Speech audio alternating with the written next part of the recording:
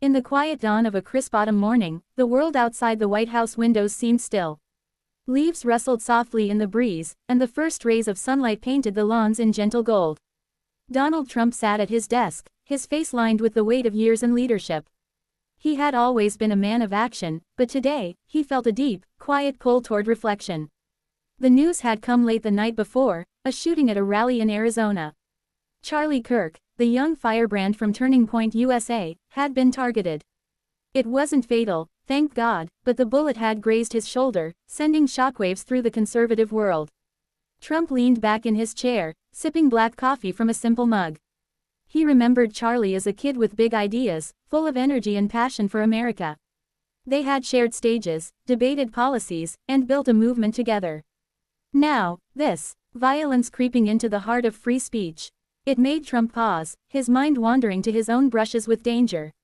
The problem felt all too relatable, the fear that speaking your mind could cost you everything. In a divided nation, where words sparked fury, how could anyone feel safe? He closed his eyes for a moment, letting the silence wrap around him like a warm blanket. As the morning unfolded, Trump walked the halls of the White House. Staffers moved quietly, their faces etched with concern. Phones buzzed with updates from the hospital. Charlie was stable, but the incident had rattled everyone. Trump thought about the everyday Americans who looked up to figures like Charlie, parents worried about their kids' futures, workers fighting for fair jobs, people clinging to faith in tough times. This wasn't just about one man, it was about the fragility of hope in a stormy world. He stopped by a window, watching birds flit from branch to branch. Life went on, but moments like this made you question the pace of it all.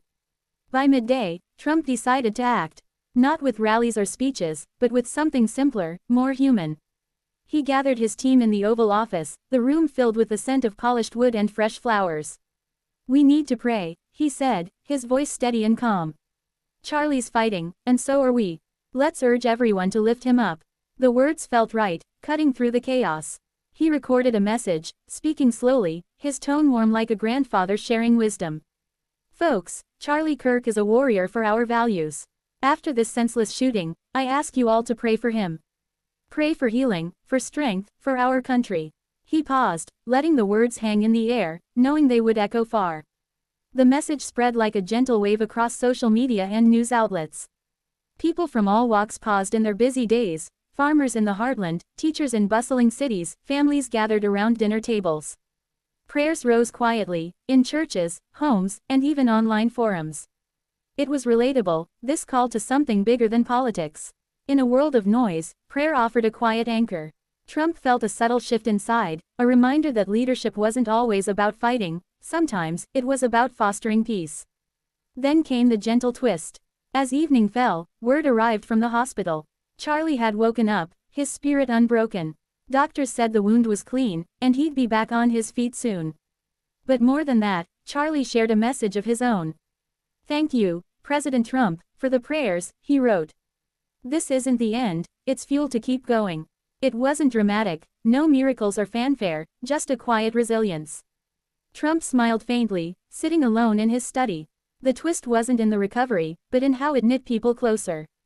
Strangers reached out, sharing stories of their own struggles, finding common ground in empathy. Night deepened, stars twinkling over Washington. Trump stood on the balcony, the cool air brushing his face. The problem of division lingered, but tonight, it felt a little less heavy. Charlie's ordeal had sparked a wave of unity, reminding everyone that beneath the headlines, hearts beat the same. Prayers weren't just words, they were threads connecting souls. Trump breathed deeply, feeling grounded in faith and friendship. The world would keep turning, with its challenges and hopes, but moments like this made it bearable. In the end, Charlie recovered fully, returning to his work with renewed purpose. Trump and he spoke often, their bond stronger. The shooting became a story not of fear, but of quiet strength. And in homes across America, people remembered to pause, to pray, to hold on to what mattered most. Life, after all, was a slow journey, best taken one thoughtful step at a time.